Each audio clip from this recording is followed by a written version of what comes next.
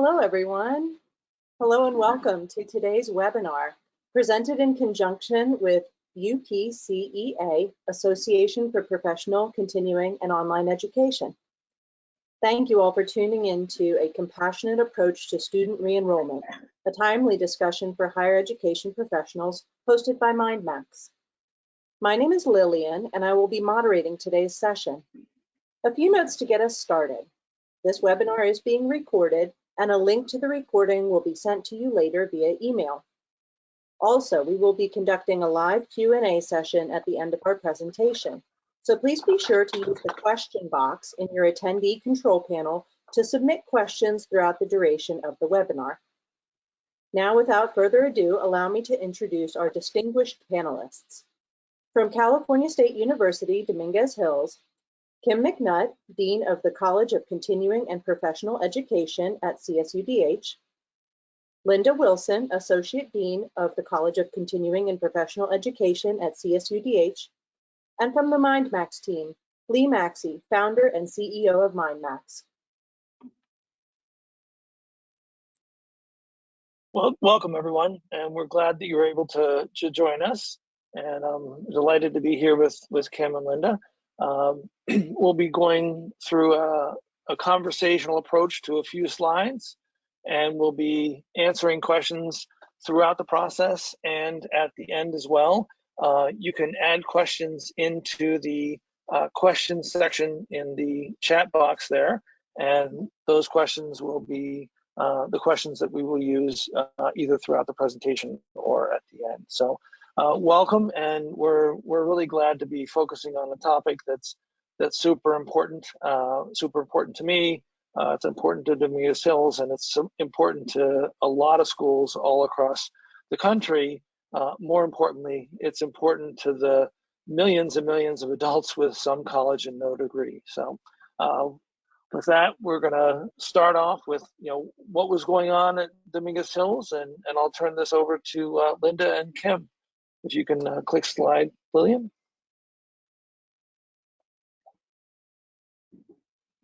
I'll go ahead and start, Lee, and then we'll punt to Linda. So thank you all for being here. It's always a joy working with Lee and his team, and Linda and I have been very heavily involved in this project. Well, the impetus for this project really started with something that we've all seen and read in the news over the last several years, is the demographic cliff. The number of college-age-going youngsters coming into colleges from high schools is starting to diminish across the country.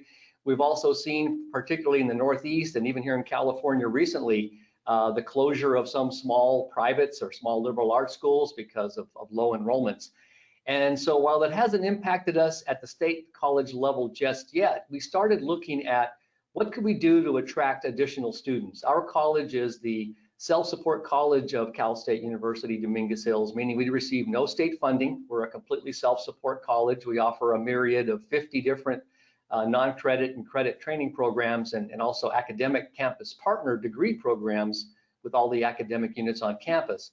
But as we were brainstorming about how to attract additional students, we started researching the some college no degree. And you can see by the slide here, in California alone, there are more than 4 million with, again, some college and no degree.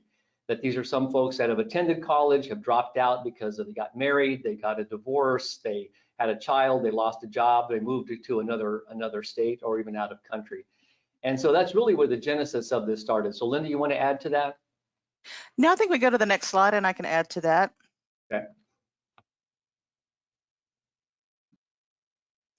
So here at Dominguez Hills, we knew that there's a lot of completers who had started, they chose us to begin with, and we wanted them to come back and complete their degree. We know that these have high potential because they earned at least 2 years of college credit, but they left with no degree here at Dominguez Hills.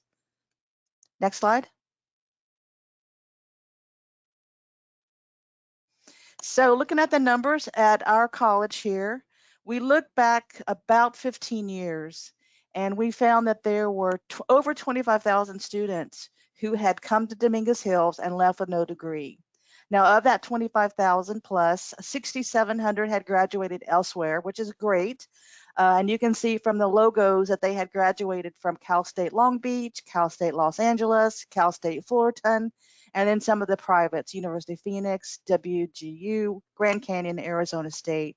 So when we looked at our total numbers of potential completers, we had about 19,000. Next slide.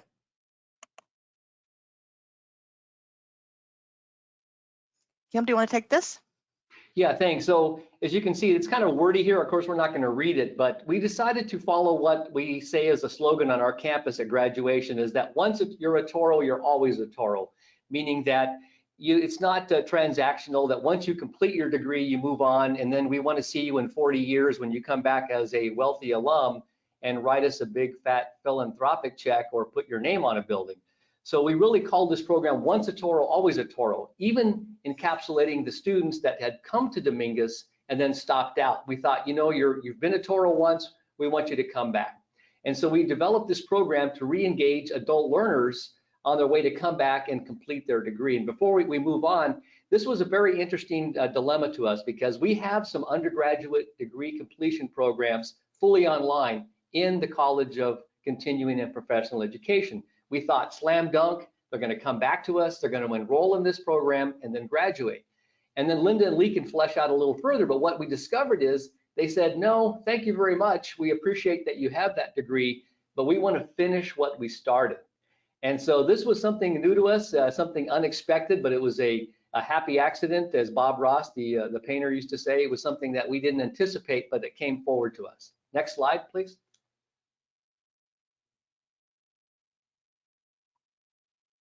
Linda, go ahead. Sure. So we knew that these adult students who were once 18 and freshmen, now coming back at 35, 40, 45, had different needs. And adult learning theory says that adult learners do vary in their approach to learning than traditional learners. So we knew we had to support these students. We had to engage campus stakeholders. We've uncovered a lot of barriers that have been in the way to keep them from returning. We had to acknowledge their professional skills and experience. We're working on creating a larger credit for prior learning process. We had to provide high quality advancement. These students are very unique, and they almost are like a case. Each person has their own case, and we can't fit them into one monolithic group. And then we had to build collaboration with faculty and industry partners to ensure that the curriculum and student services were strategically curated to help them. And that included childcare, that included transportation needs. So their needs are very different. And then Linda, if I could jump in there to this slide, and what our provost is fond of saying is we needed to, and we have, and we are, create a culture of care, because as Linda pointed out a little earlier, these are highly unique students. You know, like I said, they're not 18 years old anymore. They already have a family. Maybe they're taking care of aging parents and small children simultaneously. So they needed a higher level or a different set of services. And we like to call it a concierge style, like a one-stop shop. And many universities have one-stop shops. I get that. But what we needed to do is they said, you know what, I don't even know where to start. So when people said, thank you for reaching out to me, and we did a very extensive marketing campaign, they said, I don't even know what door to come into. I'm not a first-time freshman, I'm not a transfer student, I'm not a graduate student, and I look at your application and that's all that it says. And so we'll get into it in a moment here, how we created a re-engagement form. But I really want to focus on the topic of today's presentation of a compassionate program, but also a culture of care, because again, these students are unique. A lot of their high needs, high touch, high tech, and we needed to create a whole suite of services around that to help get them back into the classroom. So next slide, please. Actually, we've got our poll queued up as taking a quick break for the poll.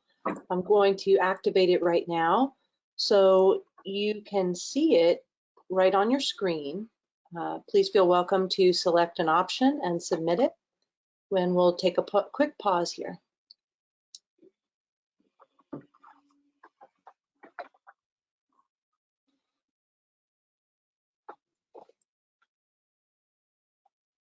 And while they're voting, and Linda can speak to it as well, but we're moving forward all in on the credit for prior learning. We think this is going to create a lot of options and an incentive for students to come back if we can offer some credit for previous work experience. Linda, you have a nice saying that you like to say about they have an 18 or 20-year internship.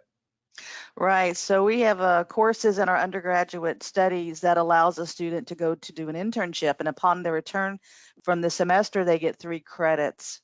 Our students have been out 3, 5, 10 plus years, and we feel like they should be affirmed that their experience has really been part of their teaching and their learning. Mhm. So we're having some pushback from some of the faculty on whether experience equates to sitting in a classroom, but that's a challenge we're working through right now. Okay. Wonderful. Okay, I'm going to close the I poll think we here. have a, yep.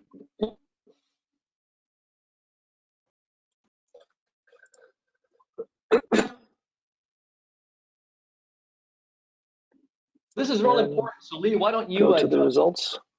I'll see the results first, okay? Oh, yes, here we go. Yeah. So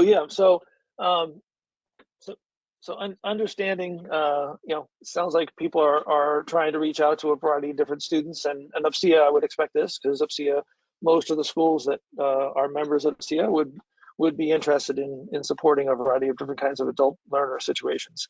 To reinforce, what Linda and Kim were saying about Dominguez Hills, I talk about how much we enjoy working with Dominguez Hills because we've worked with Harvard Business School, and I say this all the time. People that go to Harvard Business School are changing their lives from a 9.3 to a 9.5. The students that go to Dominguez Hills are moving in their life from a 3 to a 7 or a 3 to an 8. They're having significant changes. So recognizing, and especially military, recognizing some of the experiences that people have had, and how do you give credit for that is a really important part of this, because students want to be recognized for work that they have done. So if you can go on to the next slide too, please, Lillian. Yeah, so there we go. Go ahead, Lee, go ahead. Nope. Back one, if you can go back one to listening session. So one of the things that Linda and Sabrina Sanders and myself were speaking together frequently the summer of 2021, trying to recognizing this is a significant challenge, problem, opportunity, and thinking, okay, well, how do we want to approach this? And so what we came up with was, let's start by bringing some administrators who are important administrators within CSUDH into a listening session with students who are in this stopped out population, so that they can hear some qualitative experiences that people actually had. And this was our first insight into just how awesome this project and this initiative was. So we made phone calls and did email invites, and the conversations that happened on the phone and the description that people talked about in the listening session, I couldn't believe you called. Like, it was the greatest call I've gotten in like a month. I mean, I was so happy. I mean, they were so grateful to get the call to be invited to a listening session, much less to be invited to come back. And then in the listening session itself, it was, it was one series after another of just basically a lifetime movie story. Some of these stories were just heart-wrenching about why they stopped out. And in almost all cases, it wasn't something that Dominguez Hills had done. It was, in most cases, it was their life situation. However, there were some things that they came up with, ideas that that Dominguez Hills could reduce friction and make it easier for them to stay as a student. And I think one of the big takeaways from the listening session was for the administrators to hear how important this is, and how that they needed a different kind of treatment and they needed to be handled differently. And that was a really big takeaway. Linda, you want to add on to that? Sure. We heard stories of, I'm ashamed that I left. I really want to come back. We even heard one student that had a child and was actually still living in her car.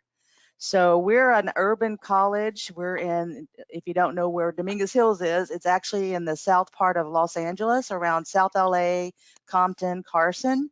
And so being an urban school, a lot of our students, very diverse and really have a lot of unique needs. And again, they were ashamed that they had let their situations force them out of school, no fault of their own. So being compassionate about their reentry is acknowledging we don't have shame. You know, we want you back no matter what happened in the past. First question, Linda or Kim, how can someone find out the number of potential student enrollments that their school might have?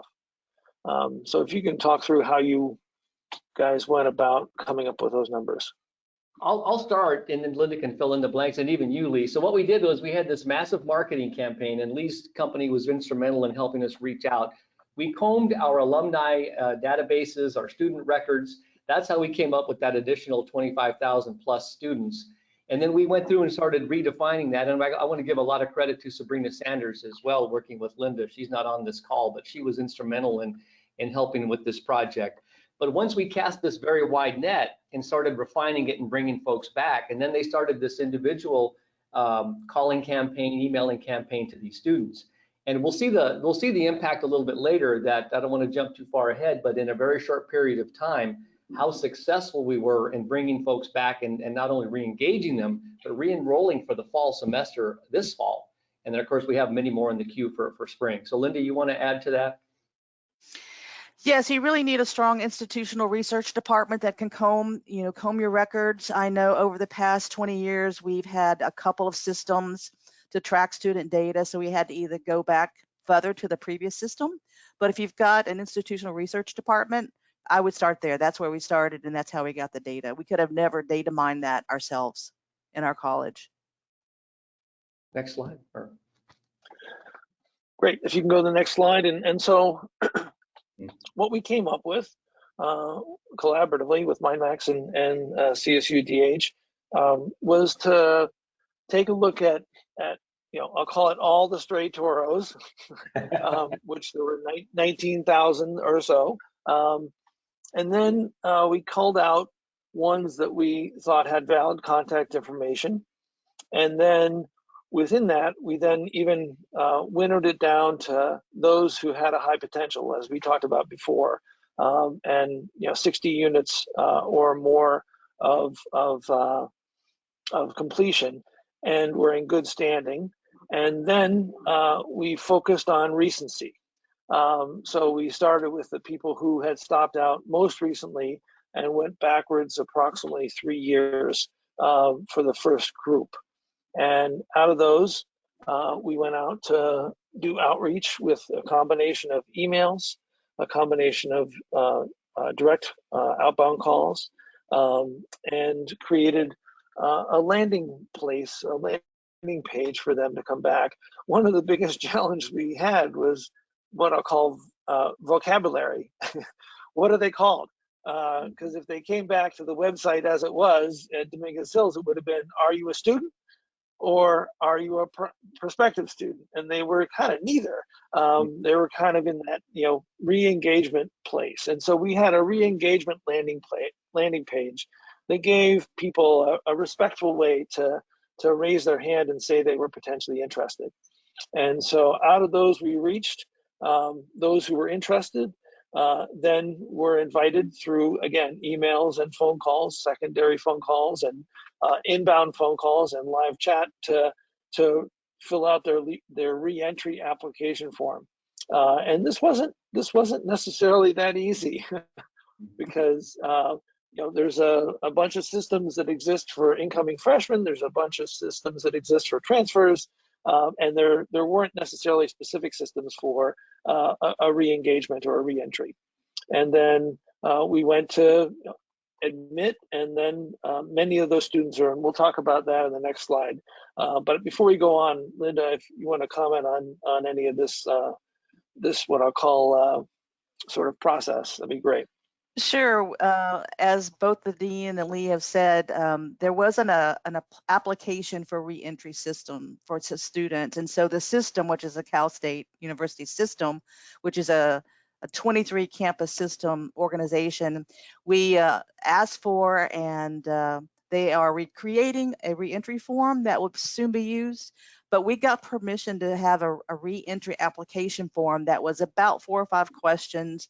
It took about 4 months to get that approved through our president and our admissions department, but that became the key to make it easy. They just went in, they didn't have to fill out an application, they didn't have to go through the struggles of creating a lot of what they had already when they applied for the first time. So getting that reentry form approved was critical to the success of the campaign.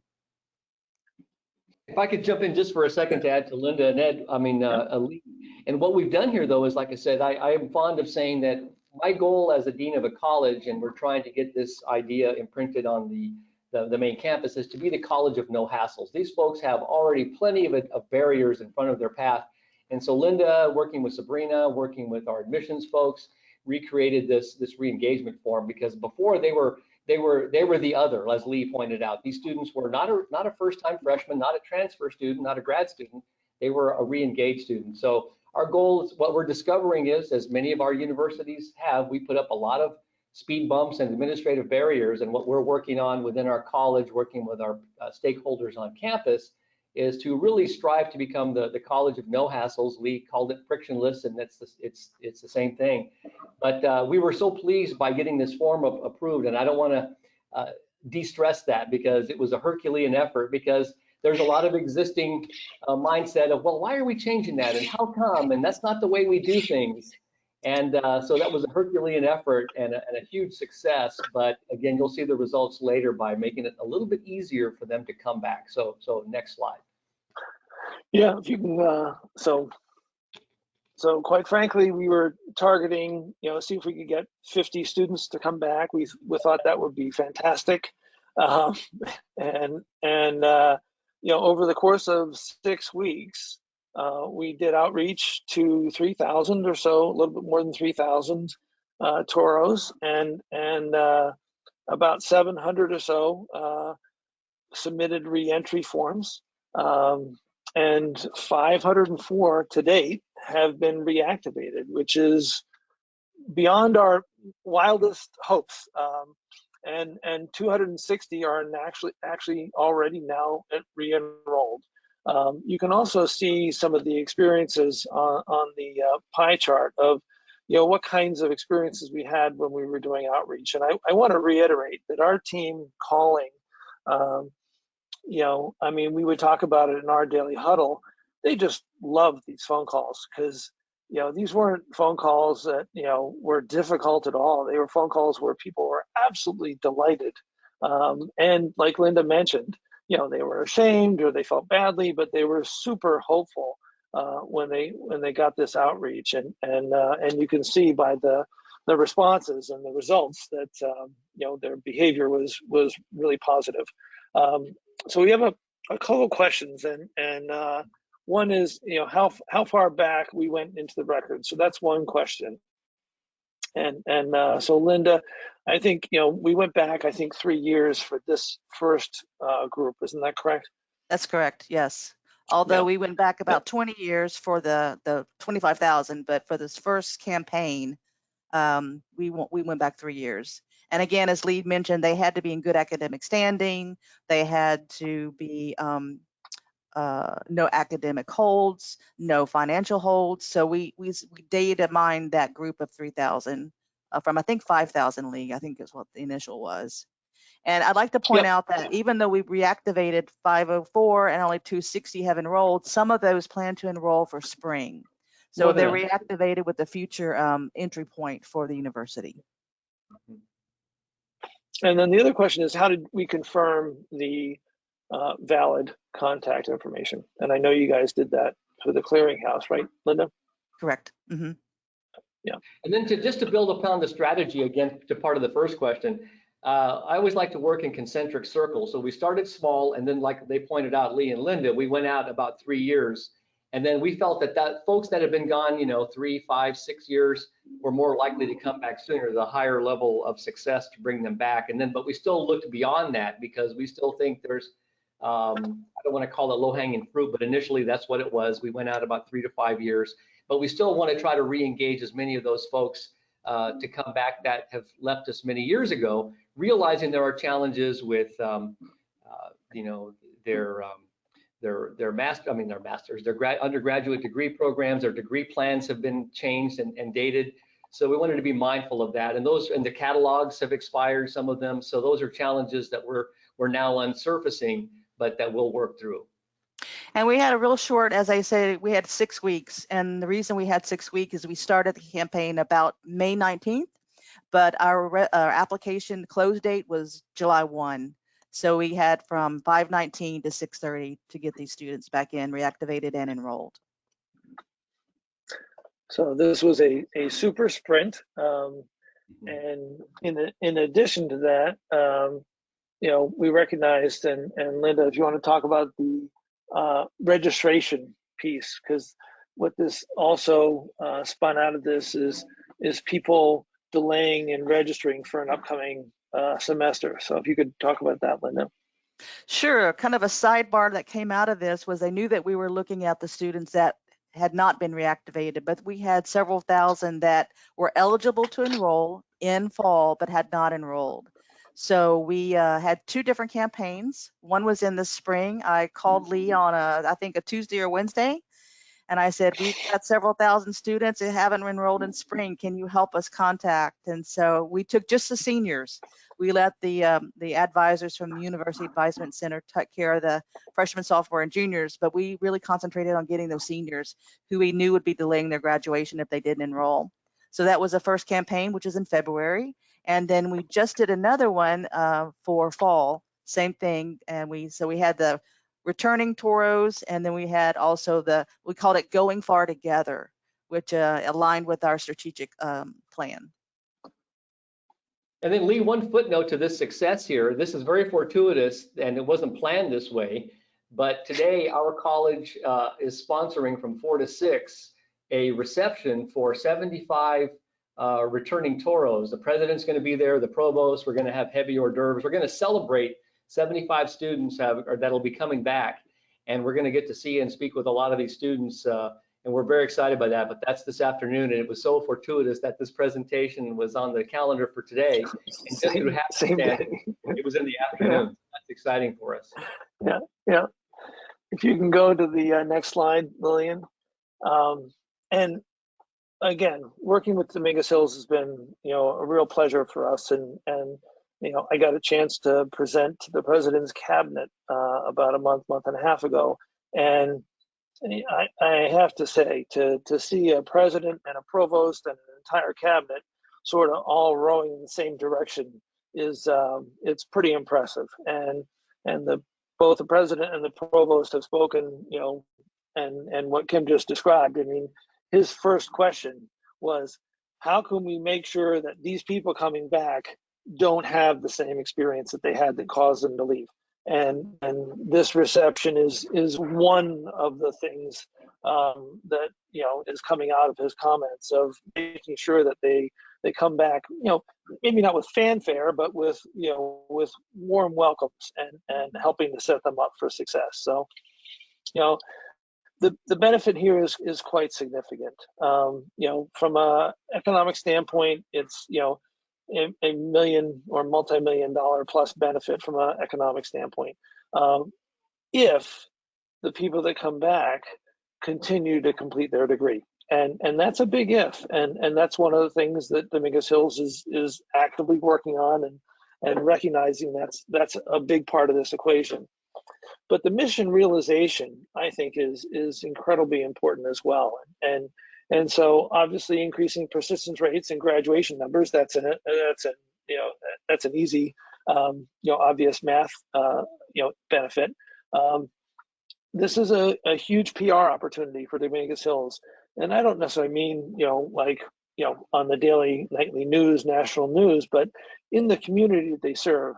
The way Dominguez Hills leaders describe the importance of being connected and in the community, I think the interface between the school and the community is much more porous than most schools that we see.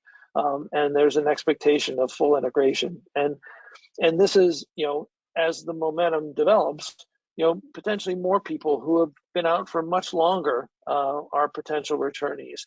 And then, for Kim and Linda's school, those people who succeed and graduate will absolutely remember the care that they received and the welcome they received coming back. And as we all know, people need to be lifelong learners in today's world. It's not enough to just get a degree, and that sets you up for the rest of your career. So I think there's a real cyclical benefit there. And Kim, you want to add to that at all? Yeah, thanks, Lee. Great points. And I love this slide too, because it speaks to a lot of not just our university, but as you mentioned, our college in particular. And just to circle back to what Linda said for emphasis, the majority of our students are students of color. Most are first-gen college students, first in their family to go. They choose to go here. We're in the LA Basin. There's 4 or 5 other CSUs. There's USC up the road, UCLA up the road. A lot of privates in the area. ASU is now in our backyard. But again, it's all about relationships and this culture of care that students are coming here, choosing to come here, and we're bringing them back. And then to the point about the lifelong learners, even though some of these students may only need a few units to complete their degree, I'm a believer in K through 100 education, lifelong learning, that they may, once they complete that degree, they'll come back to my college and say, you know what, you guys have a human resource management certificate. Oh, you offer courses in OSHA. You have a meeting and event planning. You have project management. I'm going to come back and pick up some additional non-credit certificates for upskilling and reskilling, which will augment my degree for social and economic mobility. So these are not transactional, as I said earlier, one and done. We want to develop a lifetime relationship with them. So, as I somewhat kiddingly said earlier, yes, at the end of their career, after they've engaged with us, they sign up for our OSHA Lifelong Learning Institute program for retirees, and then write us a big fat check or put their name on a building. Kim's wanted that name on the building. And another question: What conditions do you think make it worthwhile to explore doing a re-enrollment program? So Kim and Linda, what are some conditions that you guys think are make it worthwhile to do this? I'll start first, but I think I just covered it. The fact that it's a lifetime of relationship opportunity with these folks. To not only are we the place that helped them finish their degree, they may come back and earn a master's degree. They may come back for additional upskilling and reskilling. They'll tell their family members what a wonderful experience they had at Dominguez, and that they want to come back. And then again, it's about serving the local community. I mean, helping the local workforce and serving that mission. So Linda, I'll let you jump in. Sure. I think that we all realize that the pandemic did really make a difference on student retention. And a lot of these students left during the pandemic. A lot of them lost family members. They struggled themselves with illness. So it's really the right thing to do to try to get them back here and get them back on the road to success. And I don't know the nature of the question, but I'll take it from some conditions in terms of how many, like volume, how many students do you have, what data do you have, the cleaner and the more accurate your data you have about these students who have stopped out, the more possible you can go out with personalized messaging that is more likely to get a return. So some conditions that I think that are important are: one, just number of students that have stopped out in a recent period of time. 3 to 5 years would be a ballpark period of time. Second would be, do you have access? The CSUDH.edu email is not the email you want to be using to contact these students. You want to be using their Gmail address or their Yahoo address, because they're not necessarily checking if they've been out for several years, and that was one of the things that's potentially a challenge. And what kinds of situations do you have for these students coming back? Like Kim was talking about, a degree completion program, that would be a very helpful thing to have in place. But in addition to that, do you have staff and processes that can help this group? Because I'll tell you, these are not 3 to 5 minute phone calls. these are 30-minute phone calls and 40-minute phone calls, that the academic advising people have to be able to take their situation and really figure out what's the right fit for them. So those are some factors that I would say contribute to making it a worthwhile opportunity to explore. So. And I'll add to that, Lee. Oh, I'm sorry. Go ahead, Linda. I'll add to that a lot of the processes, it's not just an advising call, it's the processes that we found that are barriers. Like you need a piece of paper signed by a faculty, you need a substitution, and it's got to be approved by a chair. So there's a lot of processes that we've uncovered that present barriers to these students. And as we took the concierge model ourselves, starting it, once it got beyond our college and we started having to work with advising and financial aid and the registrar office, it got very convoluted and complicated. And those students that have lost catalog rights and have been out for many years, they really are, it's almost like a casework. So identifying processes that put barriers is a big thing that I think should be considered. Kim, you wanted to say something? Yeah, that was, I wanted just to build on exactly that. And it's also benefiting existing students too. So it's almost like the old space program, that when they went to the moon and they thought, well, what benefit is it? But then we got the microwave oven and we got Tang and we got a few other things out of that. And I'm dating myself here. But what we also were learning is that some of the processes that we've identified as barriers are also helping our traditional matriculated students.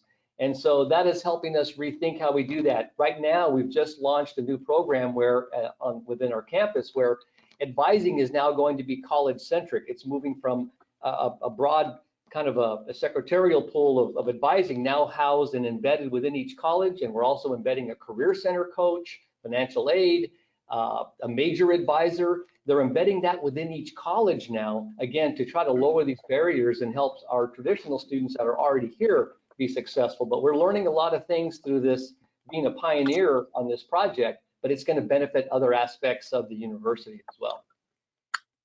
You go to the next slide, please, Lillian. And it's really easy to look at this. Oh, we're going to do a poll. Thank you. So if we can click the poll. You got it. So what would you say is the most important benefit your school could realize by implementing a re-enrollment program?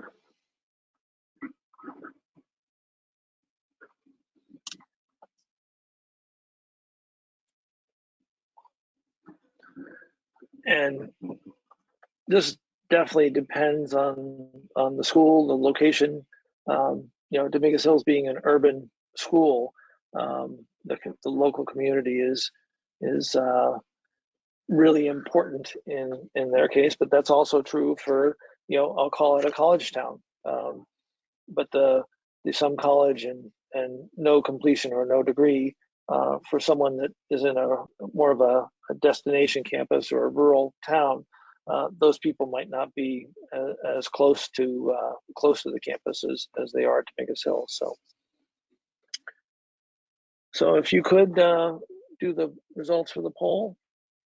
Sure. Here we go. So increasing graduation rates and benefiting the local community, and that's why that other slide about the mission and so forth. I think those are some significant benefits, and as Kim is excited about, is this lifetime learning relationship with alumni is another big one as well. And this program, absolutely, from the investment to return from a revenue standpoint, it's a net, minus cost. So if you can go to the next slide, please, Lillian. So we talk about the numbers and the impact. I can't emphasize, these are actual quotes from conversations that our team had on the phone with people as they were talking with them. And we could put, I'll call it, buckets of how many times we heard each of these things, but these are representative of the kinds of calls and the kind of responses that we got from people on the phone. So it truly was, changing people's lives. So you And can go then to the coming next. back to the listening Okay. tour, Lee, and this too, but it was, I can't emphasize enough about the heartfelt stories. I mean, it literally, some of them had tears in their eyes when they sat at our listening tour, and we're so ecstatic to that, like that you want me back. I can't believe it. I was so embarrassed, I can't believe this. So, and it was just amazing how transformative it is to just a simple call or an email, say we want you back and we're going to help you get across the finish line. We're going to show you where the financial aid office is. We're not going to just point up the street and say, well, you got to go to that building way over there and it's on the 3rd floor. So we're really trying to play up this high touch component too for these folks that haven't been here in years. We've built 2 or 3 new buildings on campus, and we're really taking this high touch approach. But again, some of these quotes really don't really bear out the actual emotion that we heard of some of these stories. And I'm sure we're going to hear more today. I think Linda would agree at today's reception. Mm-hmm. Yes. So if you go to the next slide, it is not all sunshine and lollipops. So the president, the provost have sort of said, okay, how's it going, and what have you learned so far, and I'm carefully going to say this, Kim and Linda, but Dominguez Hills has some reorganizing to do to make it easier for people, to make it possible for people to come back more easily. And I think a comment that Kim made is the things that are happening here for this population are going to be significant benefits to the entire population. Mm-hmm. I don't know if it'll be as important as Tang or anything like that, Kim, but yeah, the things that are done to make it, and I used to teach in high school, and I had special ed students who were pushed into the classroom, and I came to learn, like, what you do for a special needs student in the classroom benefits everybody. It doesn't just benefit that student who has a specific special need. And so I think some of the things that are happening here are going to have an impact with everyone. But really about the processes that Linda mentioned and the technology to support those processes for, I'll call it, a different kind of student than someone who's an incoming freshman or a straight transfer, I think is going to be one of the challenges, going further. So other learnings you want to comment on? Go ahead, Linda. Yep. Yeah, if we didn't uncover some bumps in the roads, we aren't doing our jobs. Mm-hmm. If everything was just, as you said, sunshine and rainbows and fairy dust, then then we're not doing our jobs. I mean, we want to uncover what our students are facing when they try to come back. So it just gives us a process improvement perspective, and we're moving forward and talking to the provost, and we'll be talking to the other AVPs as we go along.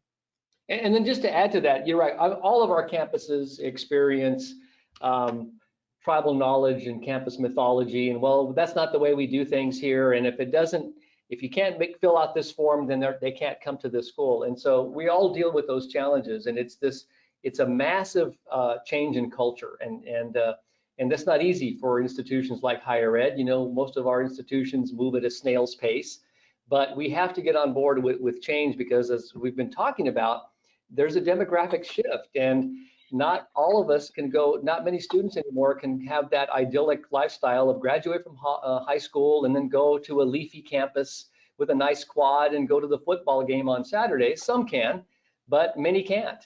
And so I think we need to be ready for this next wave of students that are older, a lot of learning loss through the pandemic, and they're going to need more, like Lee said, more, I wouldn't say special needs, but I mean, they're going to need more support.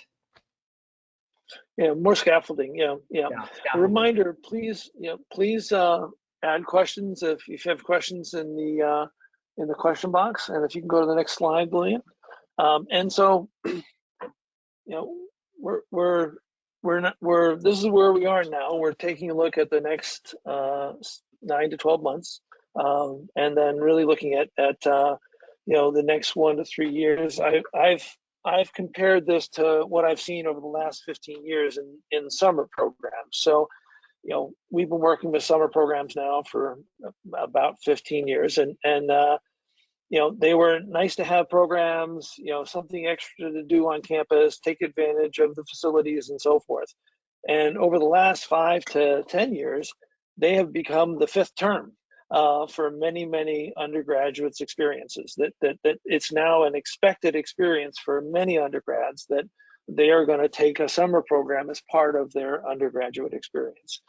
I think something like that is going to be happening, especially for a school like Dominguez Hills, that this is just going to be part of the nature of how adults go to college. They're going to go, they're going to stop out, and they're going to try to come back. And the schools that can make that easier for them to do that and to nurture them as people, as humans, that compassionate approach, I think are going to help people have that successful completion. I don't know if that 4-year graduation rate and that 6-year graduation rate that the federal government focuses on, I don't know if that's even a long enough period of time to be measuring. And I think one of the things we might want to consider about is looking at an 8-year graduation rate, because I do think that's going to be part of many people's experiences in the next 10 years or so. So if you can go on to the next slide, and this is our poll slide. So we'll do another poll. So this is just where are you guys with your welcoming students back and what you're trying to do.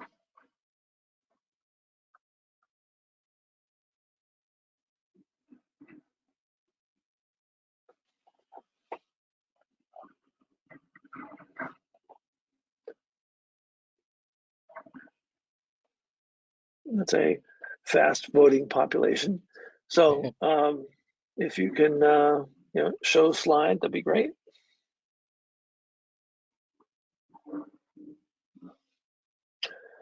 So all across the board. So I love the dreaming, but dreaming and planning are great, and many schools have something in place and it's working well. And I think in whether it's the Chronicle or Inside Higher Ed or even quite frankly in general media, we're seeing a lot of conversation about the student loan forgiveness program is going to spark conversation about, okay, what do I do now? Part of my loans have been forgiven. My loans have been forgiven. Maybe I might want to reconsider, finishing that degree if I have haven't completed my degree. We have another question. Do we need to have a degree completion program to do re-enrollment? Is that a necessity? Kim or Linda, if you can go to the next slide, Lillian, or go back. Yep. I'll start and then Linda can fill in the blanks. Again, that's what, when we first started this conversation, we really thought, oh yes, this is going to be great. It's a reentry program. We'll funnel them into our it's sort of it's organizational leadership, which is sort of a generic, all-purpose degree. We thought piece of cake, slam dunk, come in. And so I think the short answer is no, that you don't need a specific degree, but then you have to have the folks behind the scenes willing to, like Linda said, every student is almost a single case study. There are no duplicates, and everyone has a different story. So you have to have that compassion, culture of care about working with students individually to say, okay, I see that you're in psychology, you want to finish psychology, let's get you with an advisor, let's get you with a faculty member. So the short answer is no, but on the flip side, it's a BHAG, it's a big hairy goal, it's a lot of work because no two students are the same, but we think it's worth it here to pursue. So Linda, you want to add to that?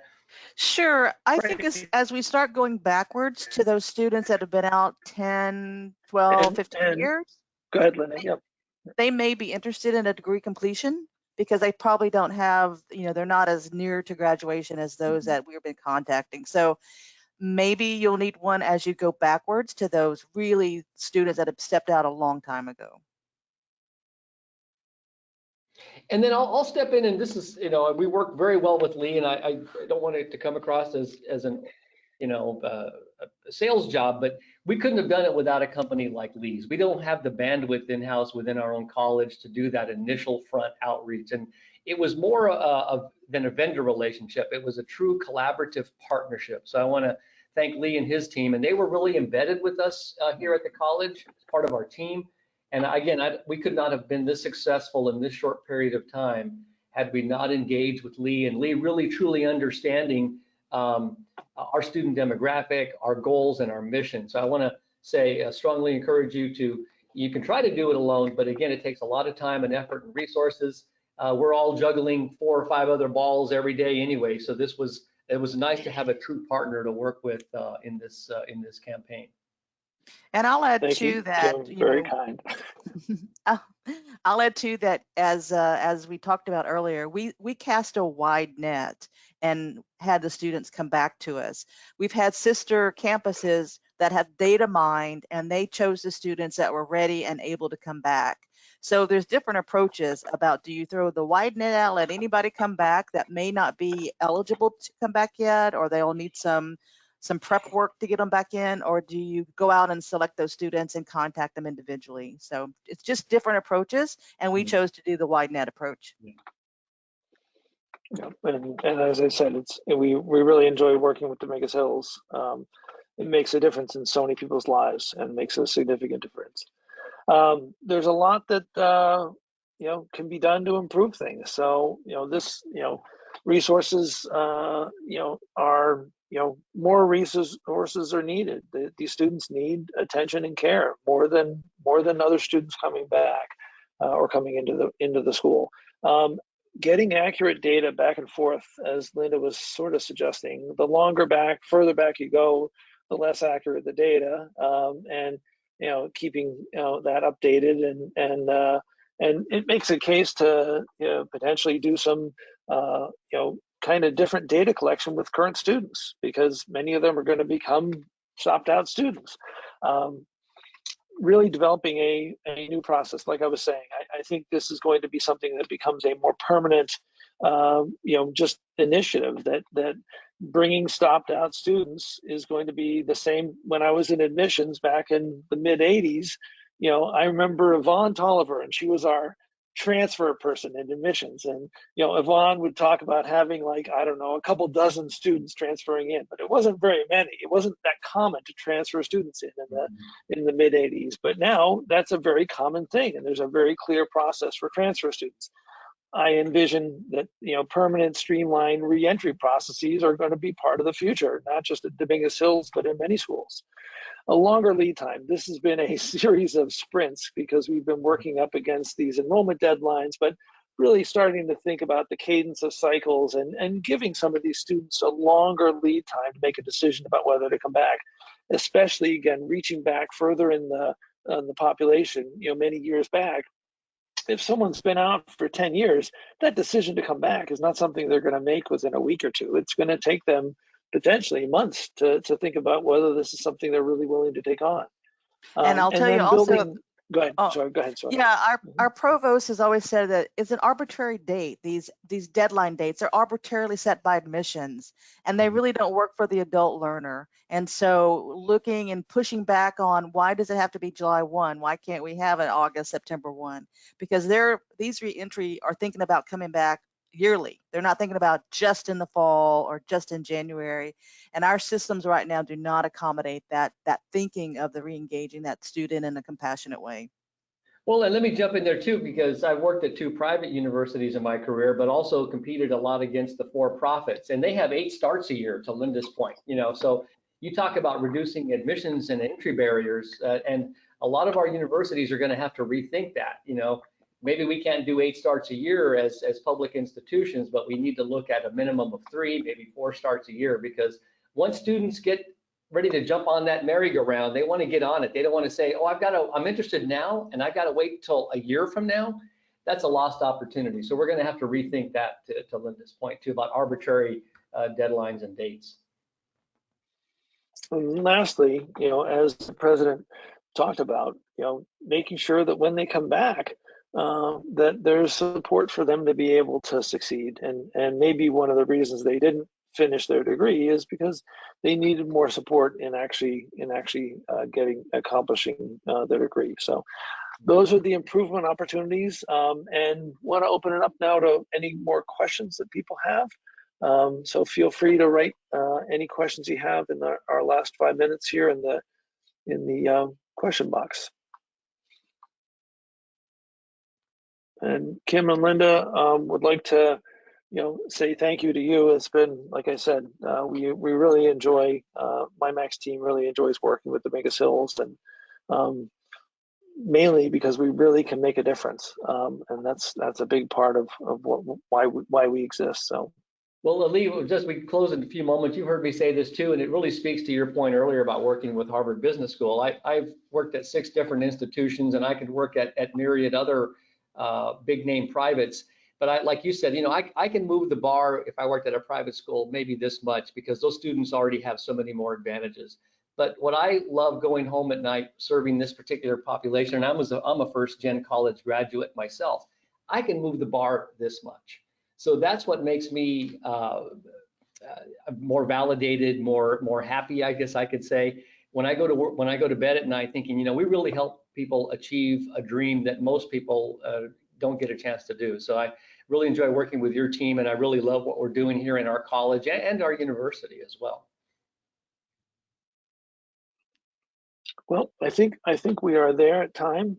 Thank you, Kim, and thank you, Linda. Really enjoyed our conversation, and thank you, Lillian.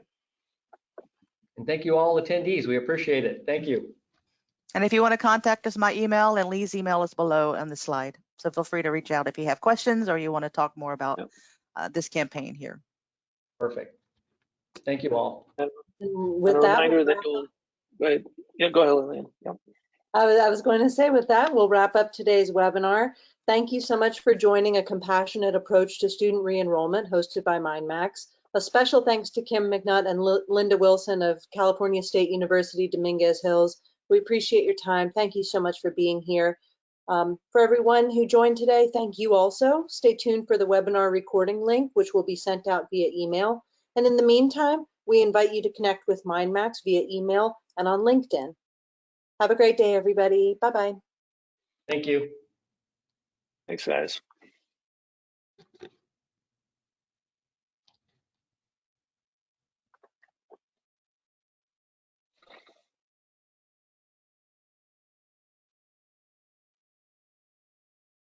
So can we stop out? I don't know.